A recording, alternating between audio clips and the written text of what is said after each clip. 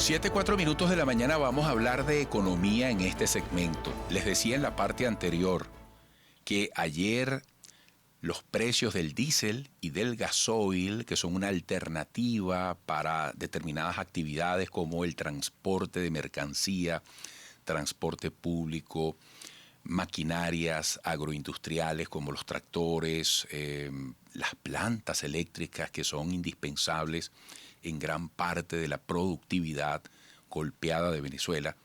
Bueno, los precios del diésel y el gasoil ayer amanecieron equiparados, nivelados con el precio del combustible, 0,50 céntimos de dólar.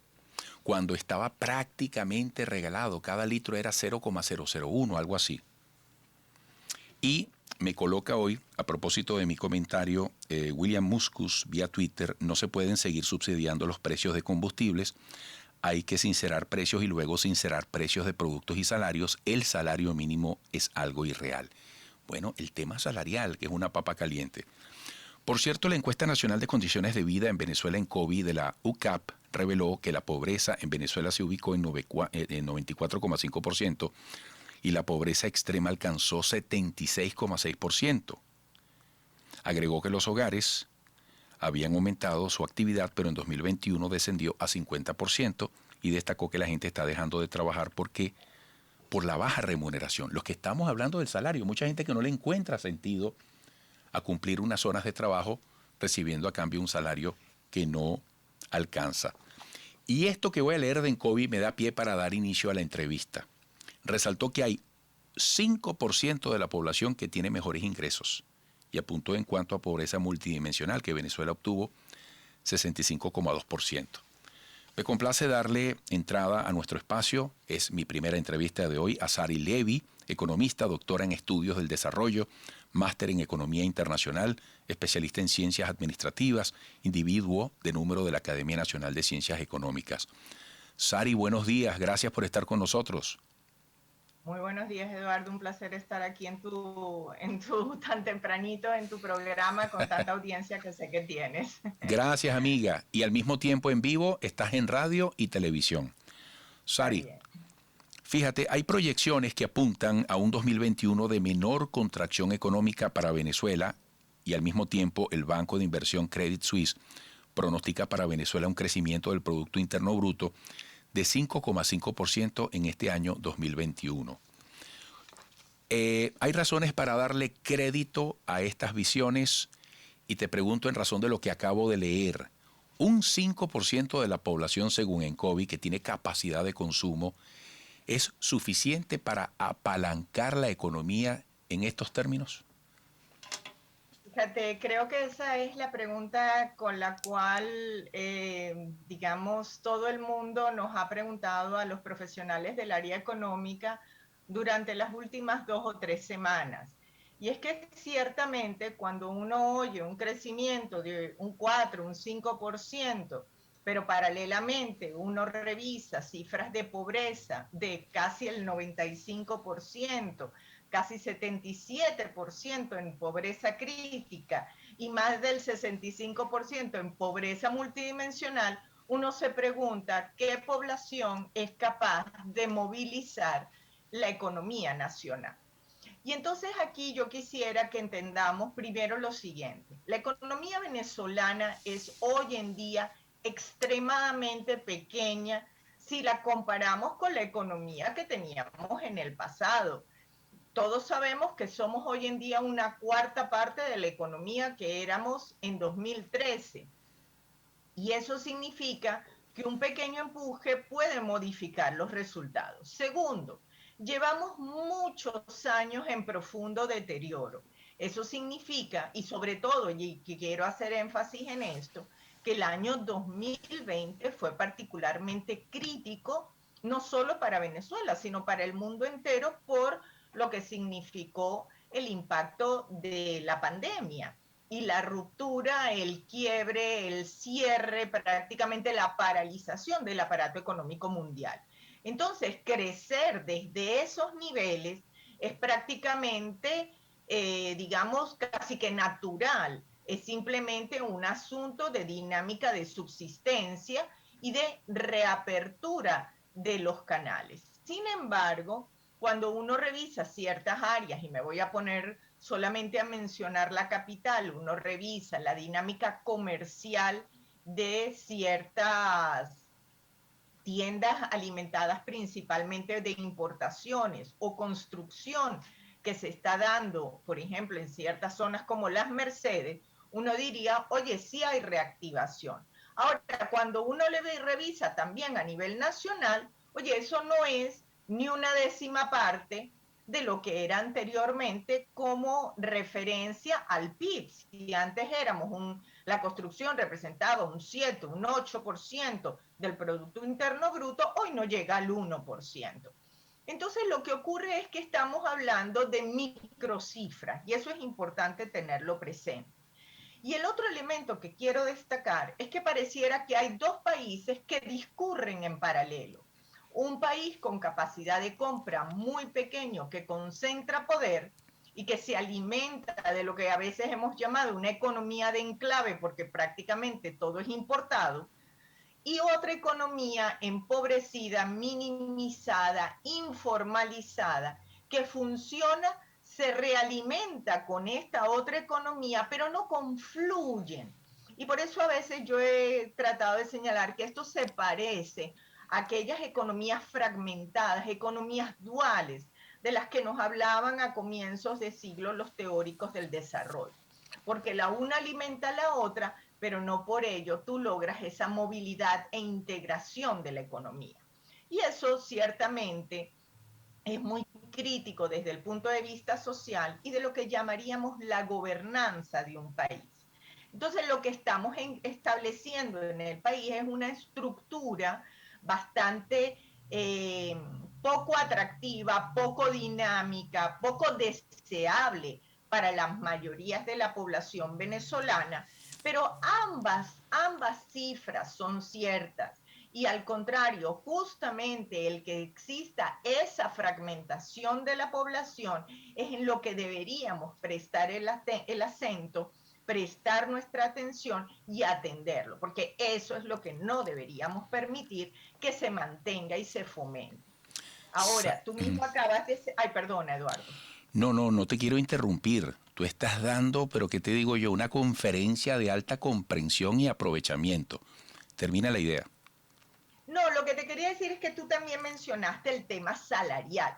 Y el tema salarial es muy importante porque justamente es a esa población a la que queremos alimentar con fondos para que de verdad pueda tener capacidad de compra. Pero entonces yo te hago nuevamente la pregunta, cuando nos vamos a dar cuenta de por qué la gente no trabaja, y no es que no trabaja, no tiene un empleo formal, es Ujú, porque se ha informalizado, ujú. porque su dinámica de subsistencia depende de actividades no formales. Y con ello no quiero decir ilícito, quiero decir que no están dentro de la estructura formal de la economía, por lo tanto sus dinámicas no pagan impuestos, sus empleados no tienen seguridad social, no tienes una estabilidad de largo plazo, no, lo que tienes es un trabajo en condiciones precarias, pero es mayor la rentabilidad de corto plazo que la que te puede dar definitivamente un Sí, empleo. Sari. Por lo tanto, la gente tiene que ir hacia allá.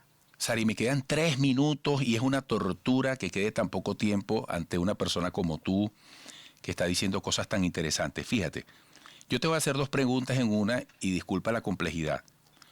Una, todo esto que está pasando es espontáneo, no tiene un sustento de planificación, es sencilla reacción o reactividad ante las restricciones, por ejemplo. Esto que está pasando es sostenible como una posible oportunidad que pueda ir cimentando, eh, posibilidades para los inversionistas, para la gente que quiere trabajar. Esa es una pregunta, ¿no? Es decir, en conclusión, si esto es improvisado, espontáneo. 2, esto aplica para quien paga y consume y para quien vende y produce. Este es un buen momento, este es un buen momento para invertir. ¿Qué dices tú, Carmen? ¿Le vamos a dar otro bloque? Entonces mando al corte. Ok, fíjate, Sari, con esta compleja pregunta, Me voy a la pausa, disponemos de otro bloque y al regreso, por favor, desarrollas tus ideas. Qué interesante entrevista. Gracias, Sari. La tenemos al regreso. Sari Levy, economista, nos está dando herramientas para intentar entender la perspectiva de nuestra economía. Sari, yo te dejaba esta pregunta.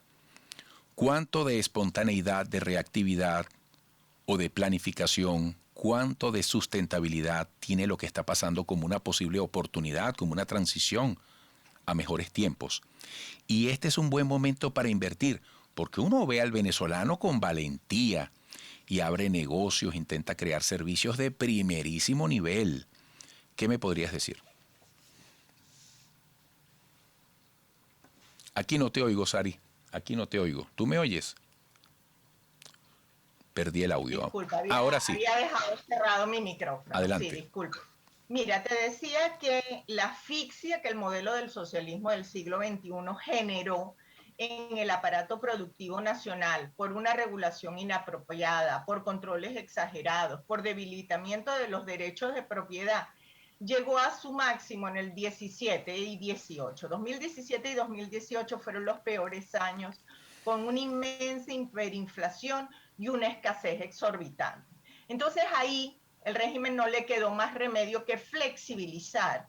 Y ahí es donde empezamos a entrar y abastecer el mercado con importaciones y además se permite el uso libremente de la divisa. Son dos variables que cuando se flexibilizaron se empezó a atender al mercado. Ahora, esta flexibilización o aflojamiento, por decirlo como algunos le llaman, no se ha hecho con respaldo legal. Es decir, no es que se han transformado las leyes, no se han eliminado esas leyes con controles draconianos, simplemente están puestas a un lado y no se las está tomando en cuenta. Por lo tanto, eso significa que en cualquier momento se pueden volver a instrumentar. Y eso es una espada de Damocles que tiene el aparato productivo sobre su dinámica en este momento. Entonces lo que estamos viendo es que tan pronto tú le permites al mercado algún mecanismo por el cual funcionar, la oferta se ajusta para atender la demanda. Y eso es todo lo que estamos viendo. Y como tú bien has dicho, el inversionista, el empresario venezolano rápidamente se activa, asume riesgos y atiende. Ahora, al no haber ese respaldo legal, hay un alto temor en la inversión. Eso significa que es una inversión que va a exigir alto rendimiento y un rendimiento a corto plazo. Si nosotros queremos verdaderamente desarrollar un país, tenemos que tratar de atraer una inversión de largo plazo, una inversión que espere 20 y 30 años para recuperar las inversiones realizadas como en cualquier país. Y para ello se requiere seguridad jurídica. Y esa seguridad jurídica, debo decirlo honestamente, yo no la veo hoy en día, sino a través de un cambio político. Por lo tanto, esa mirada de largo plazo es la que todavía no podemos proyectar. ¿Significa eso que no hay una dinámica de corto plazo? Claro que no, claro que lo hay, y eso no lo vamos a negar. Pero es una dinámica que no atiende a toda la estructura social del país por sus características de las cuales ya hablamos anteriormente. ¡Wow! ¡Qué interesante, Sari, todo lo que estás diciendo! Cómo se nota que tienes el don de la capacidad pedagógica. Con respecto al resto de Venezuela, más allá de Caracas o ciertos centros urbanos que son calificados como burbujas, ¿puede llegarles en modo alguno el efecto de una reactivación económica, aunque no tenga esa posibilidad de una visión a largo plazo? Mira, Venezuela hoy en día está totalmente fragmentada, no solo porque no hay control integral por parte del Estado del territorio nacional, cosa que sabemos, sino que dentro de un mismo espacio se dan dinámicas muy diversas e inclusive opuestas. Tú puedes ver sectores, regiones fronterizas que se alimentan justamente de ese intercambio internacional, regiones agrícolas que pueden no poder hacer nada porque no tienen combustible y tú mismo mencionaste el aumento reciente que han sufrido, pero simultáneamente si logran cubrir esa posibilidad de traslado de la mercancía, podrían recibir por su cosecha un precio más acorde que lo que recibían en el pasado. Tú ves sectores educativos totalmente deprimidos y ese es uno de los elementos más importantes cuando uno proyecta un país a largo plazo. Y lo mismo pasa con el sector salud a nivel público.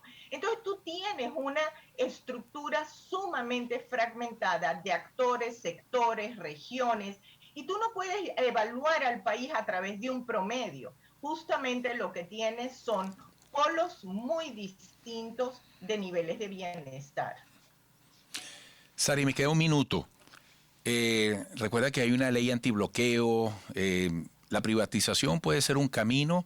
Fíjate que están reabriendo estaciones de servicio y están refortaleciendo capacidades en estaciones de servicio. Pareciera que es un buen negocio a partir de este momento. Yo viajé a Barquisimeto el sábado, no vi cola en ninguna estación de servicio visible desde la vía principal, en Aragua, en Carabobo, en Yaracuy, en Lara. Bueno, viene una campaña electoral, porque también falta información, que se nos diga, miren, aquí se nos dijo que en julio y agosto se acababan las colas de la gasolina, por ejemplo. Eso fue un titular de Últimas Noticias. Pero en el tema de la privatización a gran escala, ¿tú crees que puede haber un apalancamiento? No te oigo. No te oigo, Sara. Esta vez no fui yo, se me apagó solo el micrófono. Mira, la privatización no solo la considero necesaria, sino indispensable, porque el Estado no puede tener el tamaño que tiene, además un Estado que está totalmente quebrado. Las cuentas públicas realmente dan dolor cuando uno las revisa. Pero cuando uno quiere hablar de privatización, uno tiene que hacerlo en una dinámica que sea transparente para la sociedad, porque lo que no queremos que sea un traspaso simplemente a grupos asociados al poder que sean no competitivos y entonces tú enquistes económica y políticamente a los mismos grupos sin que sean eficientes ni que den beneficio a la sociedad. Tú no has visto ningún proceso de licitación para ninguna de estas llamadas privatizaciones, porque tengo entendido que no son privatizaciones como tal. Tampoco estás viendo situaciones transparentes en el análisis de todos los actores que se quieren privatizar. Cuando me refiero, perdón, no los actores, las empresas, los sectores a los cuales se va a atender.